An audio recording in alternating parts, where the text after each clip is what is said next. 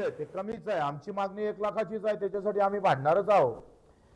पण त्याच्यासोबत त्यांनी अट काय घातली का सतत 2 वर्ष जर कर्ज फेडलं असेल तर मग आम्ही तुम्हाला प्रोत्साहन निधी देऊ। म्हणजे पुन्हा मेघ घालून घेतली। आता सतत 2 वर्ष फेडल्यावर जर प्रोत्साहन निधी देत असाल तर अर्धे शेतकरी पुन्हा बिचारे त्याच्यापासून त्या प्रोत्साहन योजनेपासून दूर जाणार आहे। म्हणून कुठल्याही अट प्रोत्साहन निधीमध्ये ठेवणे जो जर आता जर आज जर तो रेग्युलर कर्जदार आहे त्याला ते प्रोत्साहन निधी भेटला पाहिजे, तर तो एक पाहिजे। कारण कर्ज भरणाऱ्या जर इकून तिकून घालून लोकांचं उसने आणून परतफेड करत असेल तर त्याच्यासोबत वाईट मागणी करतो आहे का आता तर आम्हाला हमी भाव भेटत नाही, पूर्ण खरेदी होईपर्यंत आहे त्याला 15 ते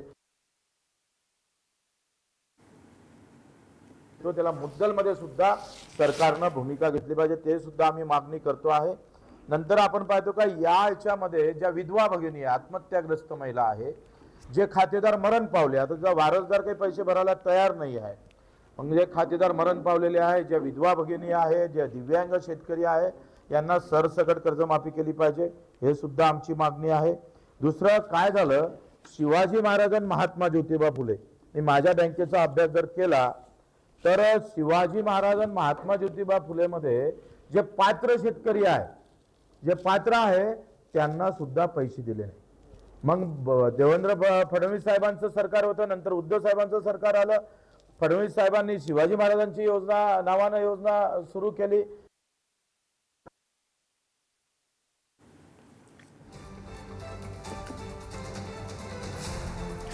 तर शेतकऱ्यांना प्रोत्साहन निधी देताना कोणतीही अट ठेवू नये, त्यांना 1 लाख प्रोत्साहन निधी द्यावा अशी मागणी बच्चू कडू यांच्याकडून केली जाते। शेतकऱ्यांना प्रोत्साहन निधी देताना कोणतीही अट सरकारनं लावू नये, त्यात कुठलीही तुटपुंजी मदत नको असं म्हणत बच्चू कडू यांनी शेतकऱ्यांना 1 लाख प्रोत्साहन निधी देण्याची मागणी केली आहे। शेतकऱ्यांसाठी बच्चू कडू यांची पत्रकार परिषद सुरू आहे आणि त्याच पत्रकार परिषदेत त्यांनी शेतकऱ्यांना प्रोत्साहन निधी देण्यासंदर्भातला मुद्दा मांडला, ज्यात त्यांनी शेतकऱ्यांना 1 लाख प्रोत्साहन निधी देण्याची मागणी केली आहे। तर हा प्रोत्साहन निधी देताना सरकारनं शेतकऱ्यांपुढे कोणतीही अट ठेवू नये अशी मागणीही बच्चू कडू यांनी केली आहे। शेवटच्या शेतकऱ्यापर्यंत कर्जमाफी पोहोचलेलीच नाही आहे असंही बच्चू कडू यांनी म्हटलेलं आहे। तर शेतकऱ्यांना 1 लाख प्रोत्साहन निधी देण्याची मागणी त्यांनी केलेली आहे। 1363 लोकांना भेटला नाही, म्हणजे आपण घोषणा केली आणि घोषणा केल्यानंतर त्याची जे आपण शेवटच्या शेतकऱ्यापर्यंत ते कर्जमाफी झाले पाहिजे ते गेलीच नाही। 10-20 वर्ष गेले, ते शेतकरी बोजा हटत नाही, कर्ज भेटत नाही। इकडे कर्जमाफीमध्ये नाव सुद्धा आहे, दुसरे इकडे त्याचा निधी आला नाही म्हणून तो कर्जमाफीमध्ये त्याचा बोजा उतरला नाही। या अनेक भानगड याच्यामध्ये आहे। म्हणून आम्ही एक शेवटची मागणी करतो आहे का मनमोहन सिंग साहेबांना कर्जमाफी केली होती 2006 आणि 7 ला। आता त्या कर्जमाफीमध्ये सरसकट अल्पभूधारक घेतले होते, कोणत्या अटी ठेवल्या नव्हत्या। माझं असं म्हणणं आहे का 1996 पासून तर 26 पर्यंत सगळ्या जिल्ह्यात सगळे शेतकरी आहे, 4 लाख असो, 2 लाख असो, 3 लाख असो, असा सगळा जर आकडा काढला तर एका जिल्ह्यामध्ये 2000 कोटी रुपये पाहिजे शेतकऱ्याला माफ करायला।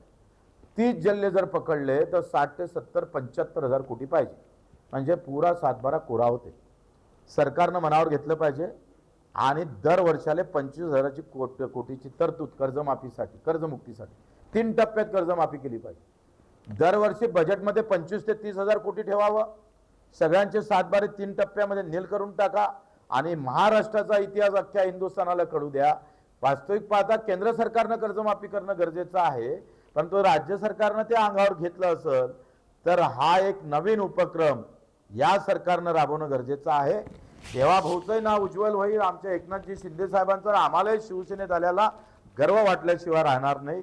आणि ही पण मागणी आम्ही करतोय 1996 पासून तर 2026 पर्यंत पुऱ्या महाराष्ट्राला 75,000 कोटी पाहिजे। बहुत बड़ी बात नहीं है। 8व्या वेतन आयोगामध्ये आता एका वर्षाला नाही म्हटलं तरी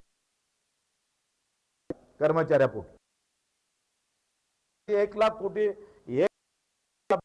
बोजा पडत असत तर मग 75,000 कोटी काही 4-5 कोटी शेतकऱ्यासाठी काही फार मोठा आकडा नाही आहे, पण ते सुद्धा आम्ही मागणी.